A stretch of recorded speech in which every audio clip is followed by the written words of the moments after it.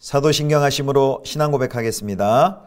전능하사 천지를 만드신 하나님 아버지를 내가 믿사오며 그 외아들 우리 주 예수 그리스도를 믿사오니 이는 성령으로 잉태하사 동정녀 마리아에게 나시고 본디오 빌라도에게 고난을 받으사 십자가에 못 박혀 죽으시고 장사한 지 사흘 만에 죽은 자 가운데서 다시 살아나시며 하늘에 오르사 전능하신 하나님 우편에 앉아 계시다가 저리로서 산자와 죽은 자를 심판하러 오시리라. 성령을 믿사오며 거룩한 공예와 성도가 서로 교통하는 것과 죄를 사하여 주시는 것과 몸이 다시 사는 것과 영원히 사는 것을 믿사옵나이다. 아멘.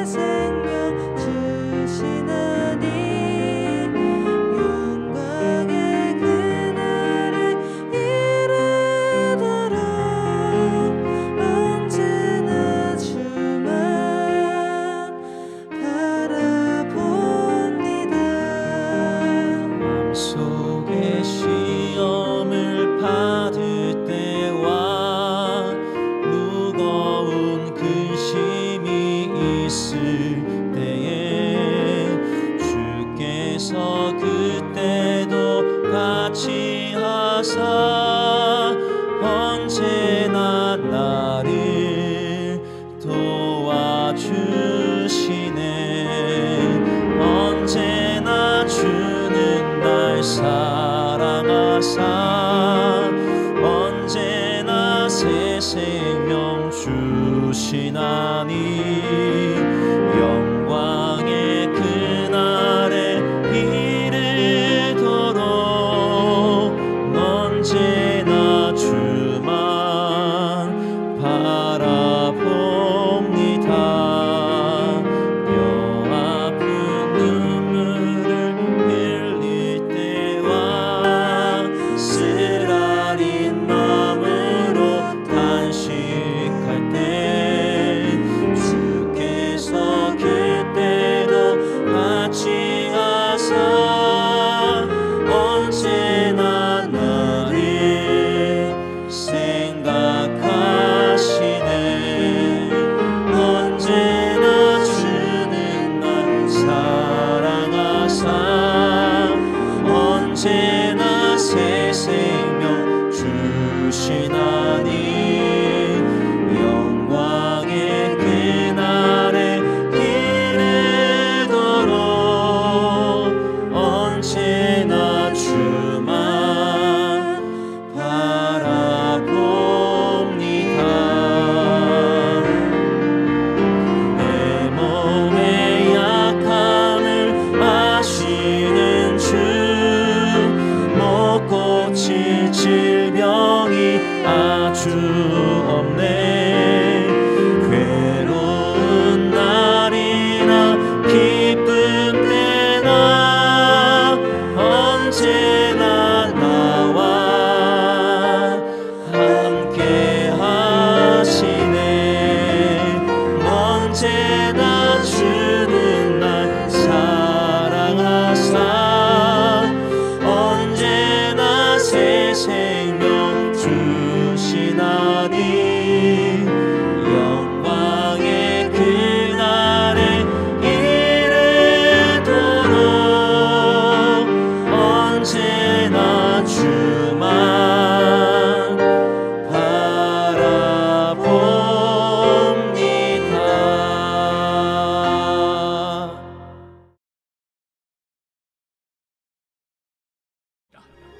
누구든지 그 머리털이 빠지면 그는 대머리니 정하고 앞머리가 빠져도 그는 이마 대머리니 정하니라. 그러나 대머리나 이마 대머리에 희고 불그스름한 색점이 있으면 이는 나병이 대머리에나 이마 대머리에 발생하니라. 제사장은 그를 진찰할지니 그 대머리에나 이마 대머리에 돋은 색점이 희고 불그스름하여 피부에 발생한 나병과 같으면 이는 나병 환자라 부정하니, 제사장이 그를 확실히 부정하다고 할 것은 그 환부가 그 머리에 있음이니라. 나병 환자는 옷을 찢고 머리를 풀며 윗입술을 가리고 외치기를 부정하다 부정하다 할 것이요 병 있는 날 동안은 늘 부정할 것이라. 그가 부정한즉 혼자 살되 진영 밖에서 살지니라. 만일 의복에 나병 색점이 발생하여 털옷에나 베옷에나 배나 털의 날에나 씨에나 혹 가죽에나 가죽으로 만든 모든 것에 있으되 그 의복에나 가죽에나 그 날에나 씨에나 가죽으로 만든 모든 것에 병색이 푸르거나 붉으면 이는 나병의 색점이라 제사장에게 보일 것이요 제사장은 그 색점을 진찰하고 그것을 이레 동안 간직하였다가 이레 만에 그 색점을 살필지니 그 색점이 그 의복의 날에나 씨에나 가죽에나 가죽으로 만든 것에 퍼졌으면 이는 악성 나병이라. 그것이 부정하므로 그는 그 색점 있는 의복이나 털이나 배의 날이나 씨나 모든 가죽으로 만든 것을 불사를지니 이는 악성 나병인즉 그것을 불사를지니라. 그러나 제사장이 보기에 그 색점이 그 의복의 날에나 씨에나 모든 가죽으로 만든 것에 퍼지지 아니하였으면 제사장은 명령하여 그 색점 있는 것을 빨게 하고 또 2일 동안 간직하였다가 그 빤 것을 볼지니 그 색점의 빛이 변하지 아니하고 그 색점이 퍼지지 아니하였으면 부정하니 너는 그것을 불사르라. 이는 거죽에 있든지 속에 있든지 악성 나병이니라. 빤 후에 제사장이 보기에 그 색점이 엷으면 그 의복에서나 가죽에서나 그 날에서나 씨에서나 그 색점을 찢어버릴 것이요 그 의복의 날에나 씨에나 가죽으로 만든 모든 것의 색점이 여전히 보이면 재발하는 것이니 너는 그 색점 있는 것을 불사를지니라. 내가 빤 의복의 날에나 씨에나 가죽으로 만든 모든 것에 그 색점이 벗겨졌으면 그것을 다시 빨아야 정하리라. 이는 털옷에나 베옷에나 그 날에나 씨에나 가죽으로 만든 모든 것에 발생한 나병 색점에 정하고 부정한 것을 진단하는 규례이라. 성도 여러분, 조나십입니다. 오늘도 하나님의 은혜와 평강이 가득히 넘치는 복된 한 날 되시기를 축복합니다. 오늘은 레위기 13장 40절에서 59절까지의 말씀으로 예수님의 거룩은 분리가 아니라 참여이다 라는 제목으로 하나님 말씀 함께 묵상하겠습니다. 이제 오늘 본문에는요, 이제 어제와 엊그제 13장을 통해서 본 그 나병의 증상들 한 6가지 정도 알아봤는데요. 이제 나머지 한 가지를 더 알아보게 됩니다. 그것은 이제 머리와 이마에 발생하는 이제 마지막 짜라트의 이제 증상을 살펴볼 것이고요. 그리고 그 짜라트가 이제 의복과 집에 있는 물건들의 표면에까지 발생하는 그 상황을 살펴볼 것입니다. 자, 먼저 이제 40절부터 44절에 보면요, 그 이마나 뒷머리의 이제 탈모 증상을 이야기하면서 거기서 이제 짜라트를 구별해내는 방법이 나옵니다. 결국 그 이제 이마나 뒷머리 탈모 자체가 이제 부정한 것은 아닙니다. 그런데 그 탈모된 그 대머리에 붉고 흰 얼룩이나 종기가 생겼을 경우 그것은 짜라트이고 제의적으로 부정한 상태입니다. 43절 44절 이렇게 되어 있습니다. 제가 읽겠습니다. 제사장은 그를 진찰할지니 그 대머리에나 이마 대머리에 돋은 색점이 희고 불그스름하여 피부에 발생한 나병과 같으면 이는 나병 환자라 부정하니 제사장이 그를 확실히 부정하다고 할 것은 그 환부가 그 머리에 있음이니라. 예, 이게 이제 나병의 증상 7번째고요. 그 다음에는 이제 그 짜라트를 45절부터는 그 악성 피부병 환자 짜라트에 걸린 그 사람들의 처리에 대해서 말합니다. 제사장이 그 환자를 잘 살피고 악성 피부병을 확진하게 될 경우 짜라트로 인한 공동체 밖으로 격리됩니다. 자, 13장 45절 46절입니다. 나병 환자는 옷을 찢고 머리를 풀며 윗입술을 가리고 외치기를 부정하다 부정하다 할 것이요 병 있는 날 동안은 늘 부정할 것이라. 그가 부정한즉 혼자 살되 진영 밖에서 살지니라. 나병으로 확진을 받으면요, 그 받은 사람은 진영 밖으로 밖에 나가서 살아야 됐습니다. 추방된 것이죠. 고대 세계에서는 이 나병 환자, 짜라트, 악성 이 피부병, 이 나병 환자는요, 시신과 더불어서 공동체 전체를 위협하는 가장 심각한 부정결의 전염원이기 때문에 이 같은 조치는 불가피했습니다. 또 그 확진 판정을 받은 본인도 또 그것을 잘 알고 있었습니다. 그래서 이제 확진 판정이 떨어지면 그 사람들의 그 확진 판정을 받은 사람들이 어떤 반응을 보여야 하는지 나오는데요. 맨 처음에 이제 부정하다 부정하다 소리를 쳐야 됩니다. 그것은 먼저 자신이 이제 심각한 부정의 상태를 알림으로써 사람들이 다가오지 못하게 해서 혹시나 모를 전염을 막기 위한 것이죠. 또 이제 옷을 찢습니다. 옷을 찢는 행위는 어떤 의미입니까? 슬프고 고통스러운 그 마음을 표현하는 행동입니다. 또 머리를 푸는 것도 전형적인 슬픔의 표시였죠. 그리고 윗입술을 이렇게 가리는 행동은 소상집에서 이제 망자를 슬퍼하는 애도의 표시 또는 수치와 모욕을 당할 때 취하는 태도였습니다. 자, 즉각 추방된 나병 환자는 사실 죽은 사람과 다름이 없었습니다. 죽은 사람처럼 취급이 되었습니다. 사회에서 완전히 격리가 되는 것이죠. 실제로 이 나병에 걸린 사람의 피부는요, 그 죽은 시체와 매우 비슷했기 때문에 이 나병은 죽음을 암시하는 증상이었고, 그래서 부정했습니다. 그리고 이제 또 나병과 이 시체의 연관성을 성경에서 찾아볼 수 있는데요. 그 시체와의 접촉으로 부정결해진 사람을 위한 정결 규례, 민수기 19장에 나와 있는 그 정결 규례와 나병 환자의 정결 규례, 이제 내일 본문 14장에 살펴볼 텐데요. 그게 굉장히 유사합니다. 그래서 이 나병, 짜라트, 악성 피부병에 걸린 사람과 그리고 시체와의 그 연관성이 이렇게 암시가 됩니다. 자, 어제도 이야기했지만요, 이제 본문 자체는 이 나병이라 번역된 짜라트, 악성 피부 질환에 대해서 도덕적인 판단을 내리지 않습니다. 그래서 성경에서는 이 악성 피부병의 자체가, 피부병에 걸린 자체가 심판의 결과라고 단정하지 않습니다.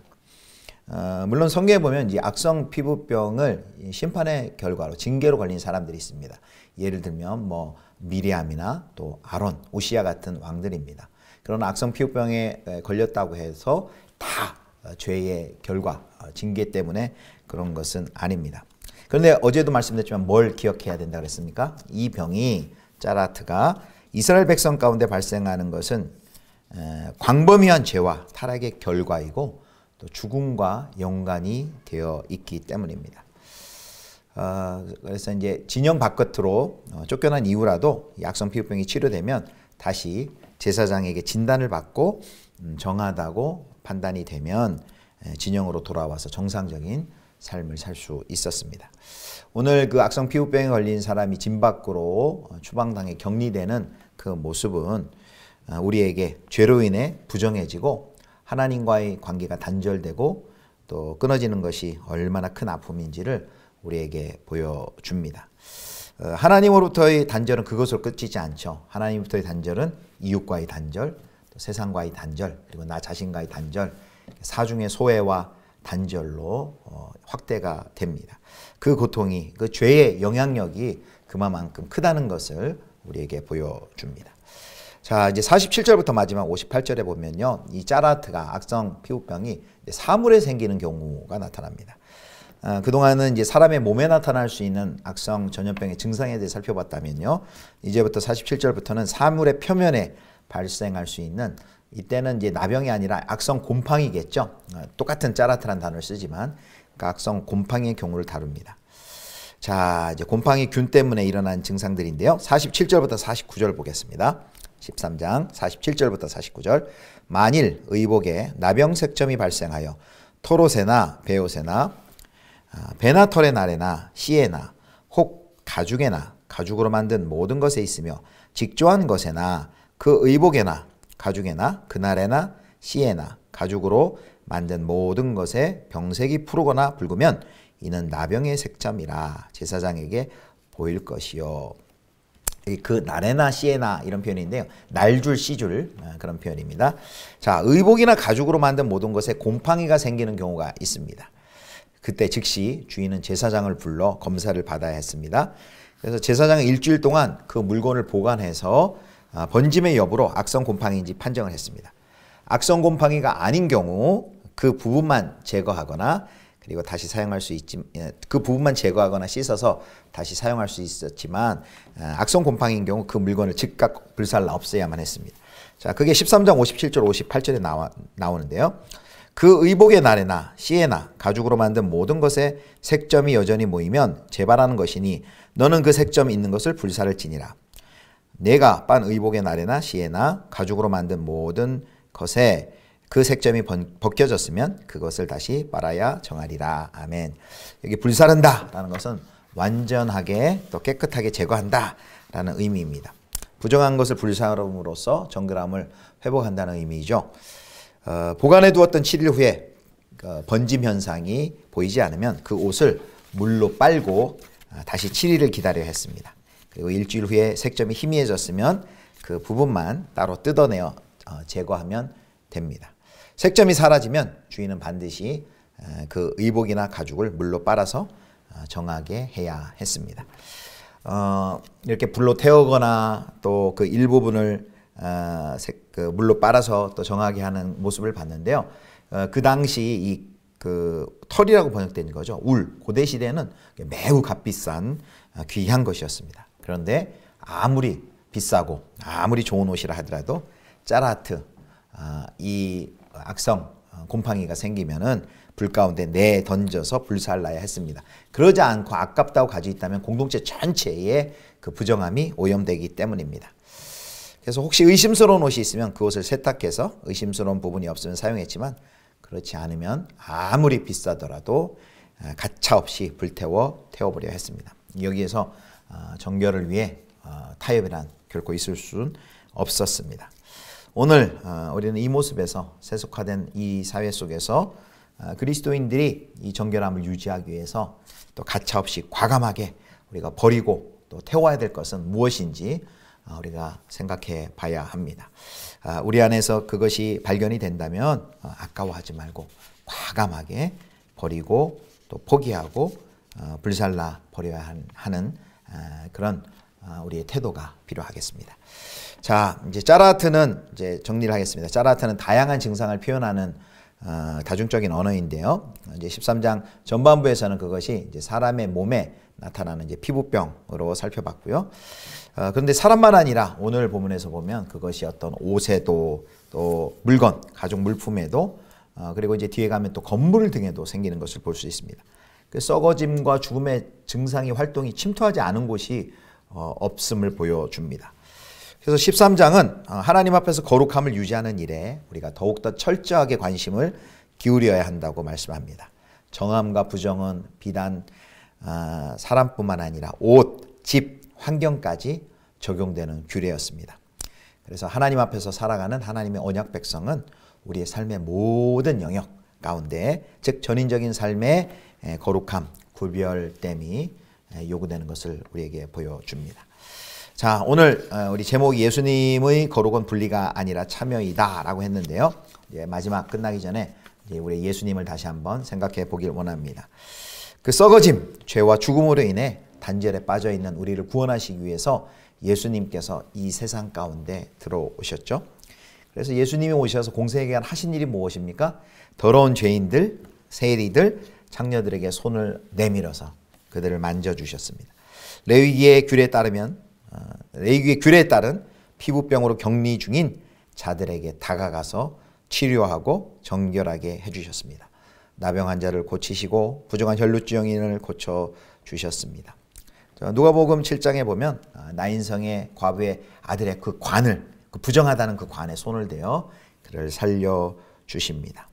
이렇게 보면요, 구약에서는 그 거룩함을 위해서 율법은 분리를 명했습니다. 하나님께서는 그 전인격적인 완전한 거룩성을 위해서 격리를 요구하셨다면 신약에서 예수님은 그 명령을 더욱더 적극적으로 그 명령을 완성하십니다. 격리가 아니라 그 예수님은 우리를, 부정에 빠진 우리를 구원하시기 위해서, 거룩해 하시기 위해서 우리에게 오셔서 우리를 만지시고, 그리고 우리를 만지심으로 예수님이 부정한 우리 때문에 예수님이 부정을 전염되는 것이 아니라 예수님의 거룩함을 우리에게 전염시켜 주셨습니다. 그래서 로안 윌리엄스, 영국의 사진 로안 윌리엄스가 이런 얘기를 합니다. 예수님에게 거룩하게 된다는 것은 완벽하게 분리되는 것이 아니라 철저하게 참여하는 일을 뜻합니다.